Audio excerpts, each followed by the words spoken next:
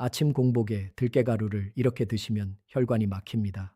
혈전이 생기고 뇌졸중 위험이 3배 높아집니다. 하지만 이것 하나만 바꾸시면 막힌 혈관이 뚫리고 내장 지방이 사라집니다.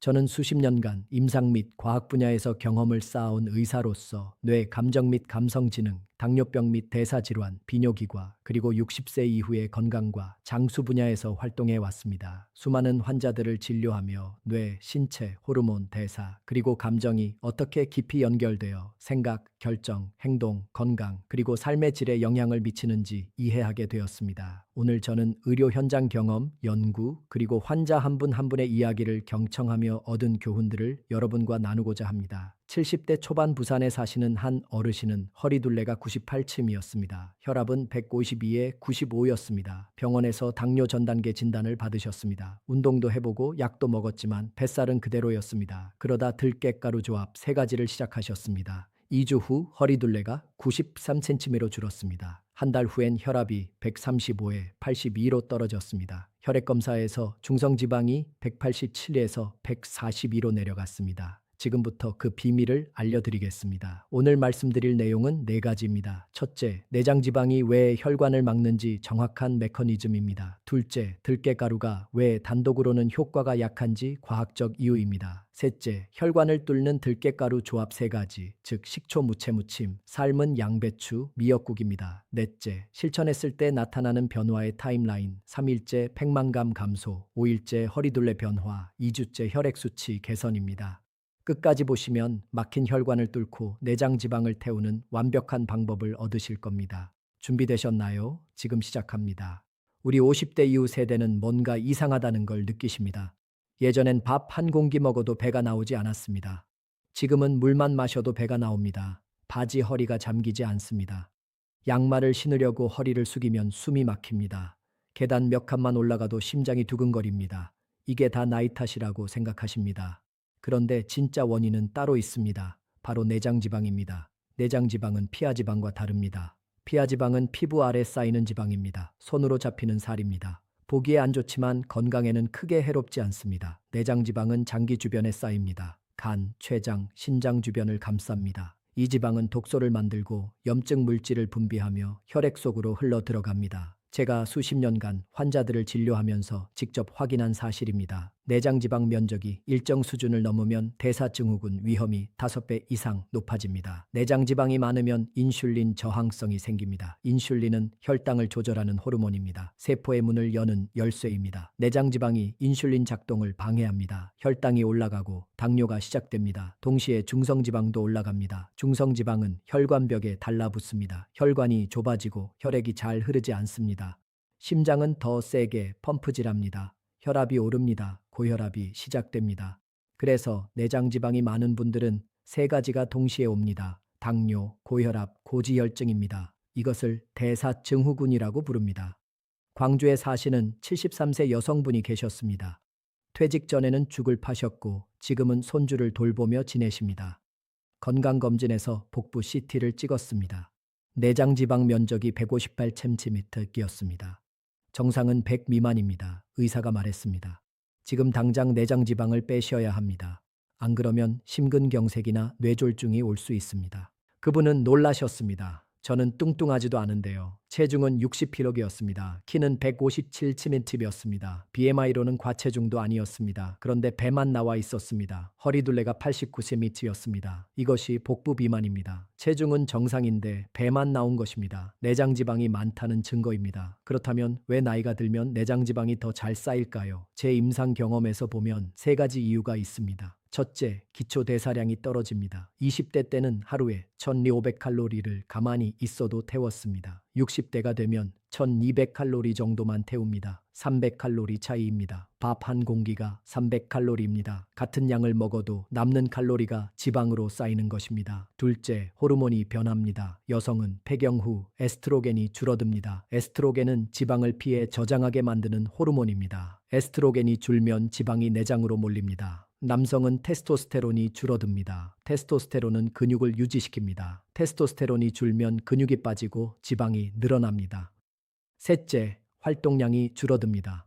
젊었을 때는 계단도 뛰어 올라갔습니다. 지금은 엘리베이터를 탑니다. 움직임이 줄어들면 칼로리 소비도 줄어듭니다. 지금 배를 만져보세요. 딱딱하게 볼록 나와 있으면 내장 지방입니다. 물렁물렁한 살이 잡히면 피하 지방입니다. 허리둘레를 재보세요. 남성은 90cm, 여성은 85cm를 넘으면 복부 비만입니다. 내장 지방이 많다는 신호입니다. 그런데 내장 지방 문제는 여기서 끝이 아닙니다. 더 무서운 일이 혈관에서 일어나고 있습니다. 내장 지방에서 나온 독소가 혈관을 공격합니다. 혈관 내벽에 염증이 생깁니다. 염증이 생긴 자리에 콜레스테롤이 달라붙습니다. 처음엔 작은 덩어리입니다. 시간이 지나면서 덩어리가 커집니다. 혈관 안쪽이 좁아집니다. 이것을 죽상동맥경화증이라고 합니다. 혈관이 막히는 과정은 3단계로 진행됩니다.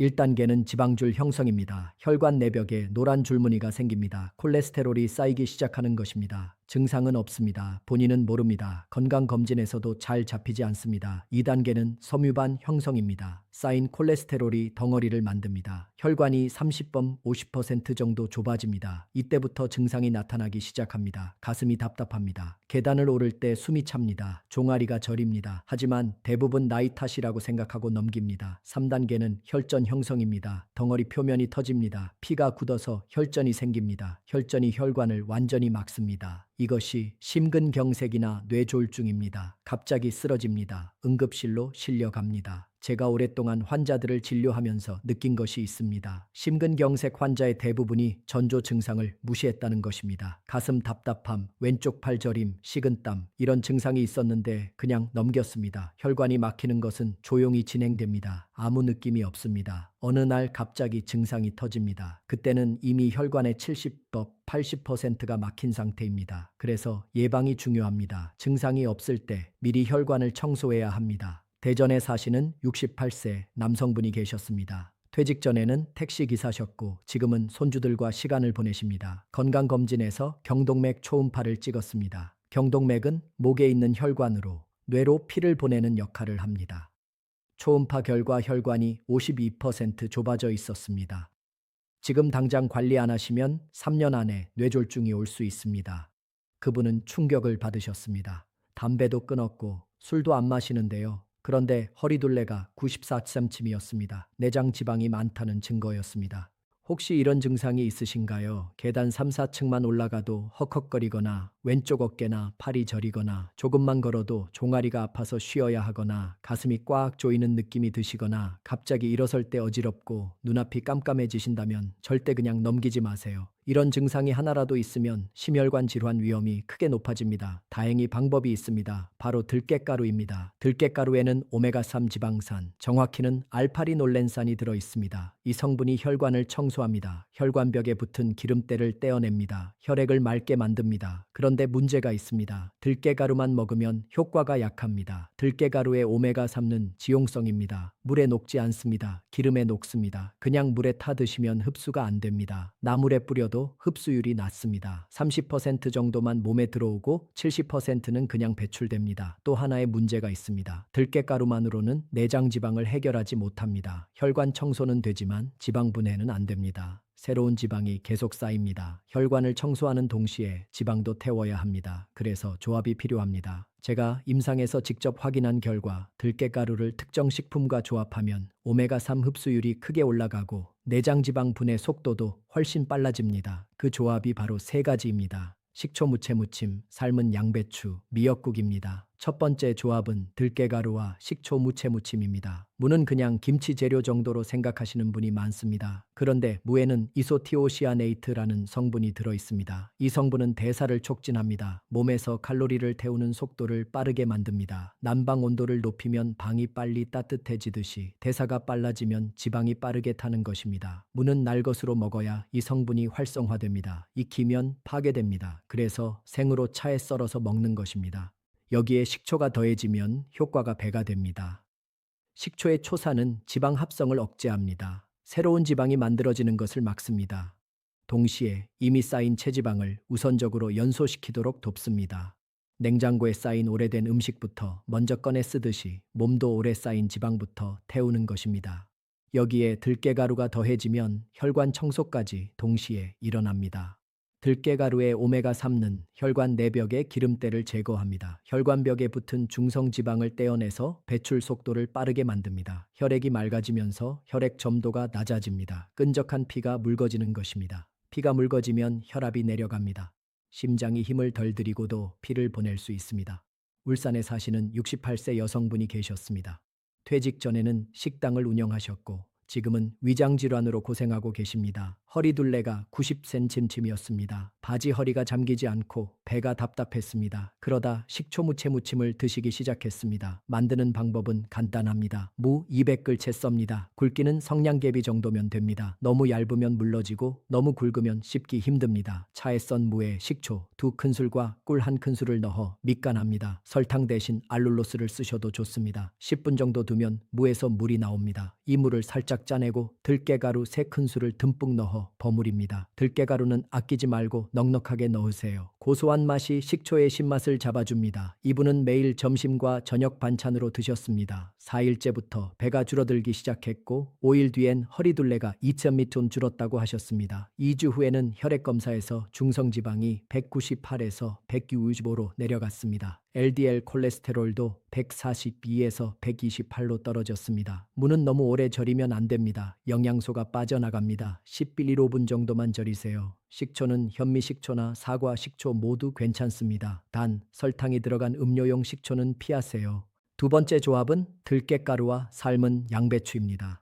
양배추를 그냥 샐러드 채소 정도로만 알고 계시는 분들이 많습니다. 그런데 양배추를 삶아서 들깨가루 소스에 찍어 먹으면 지방 흡수를 원천 차단할 수 있습니다.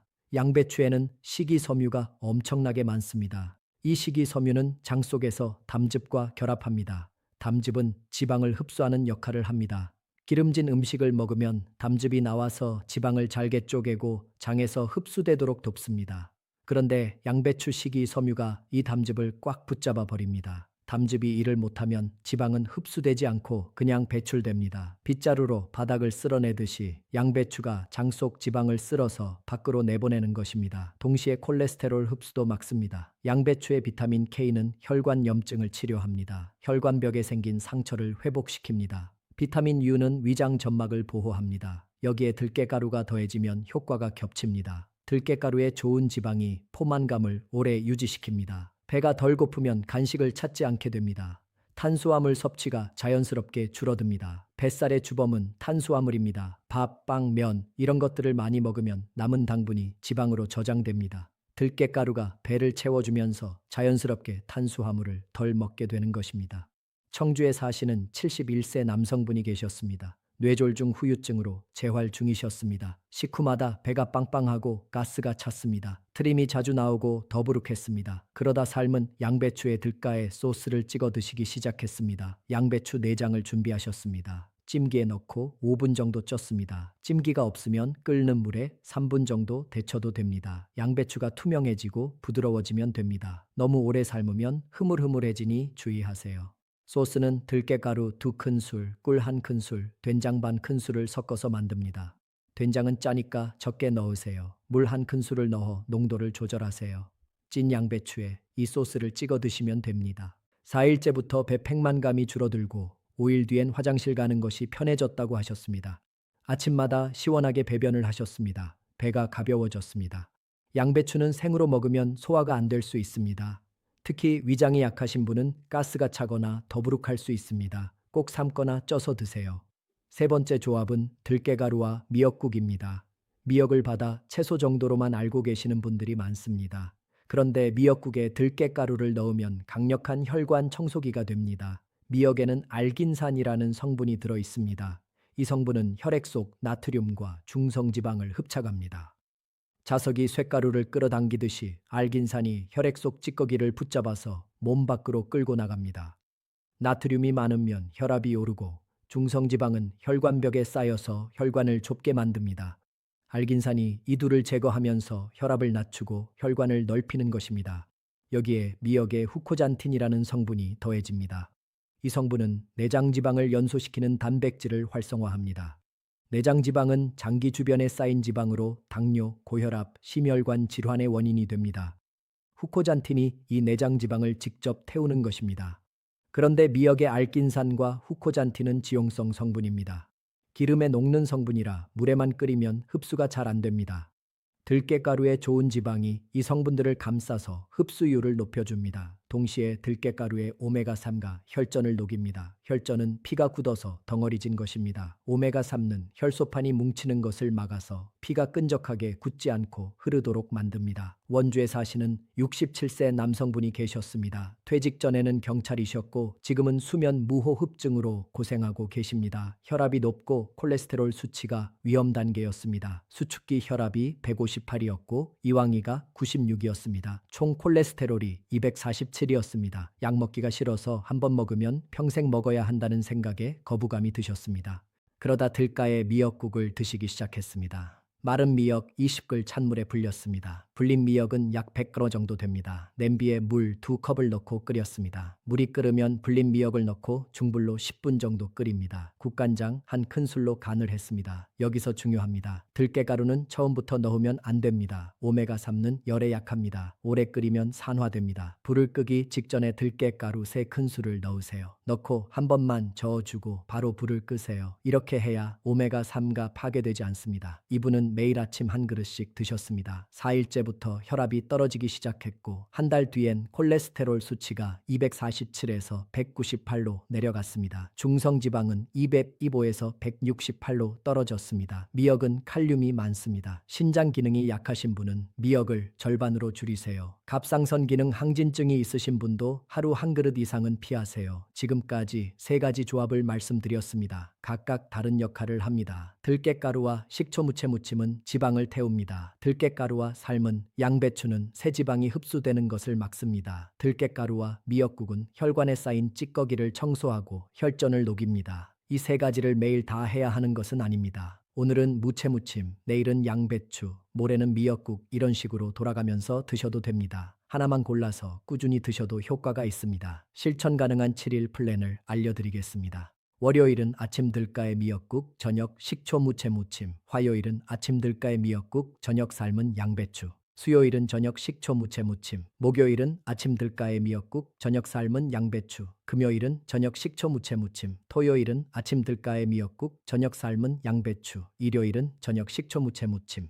일주일 장보기 목록입니다. 무 1개, 마른 미역 100g, 양배추 1통, 들깨가루 500발 한 봉지, 현미식초 또는 사과식초 500ml, 꿀 500방, 된장 500방, 국간장 500ml입니다. 총 비용은 약 27,000원입니다. 하루 4,000원도 안 됩니다. 커피 한 잔 값입니다. 변화는 언제부터 나타날까요? 1일째는 변화가 없습니다. 몸이 적응하는 시간입니다. 2일째 배변이 시원해집니다. 3일째 배 팽만감이 줄어듭니다. 아침에 일어났을 때 배가 덜 빵빵합니다. 4일째 혈액순환이 개선됩니다. 손발이 따뜻해집니다. 종아리 저림이 줄어듭니다. 5일째 허리둘레가 줄어들기 시작합니다. 바지가 헐거워지는 것을 느낍니다. 일주일째 체중이 1, 2kg 줄어듭니다.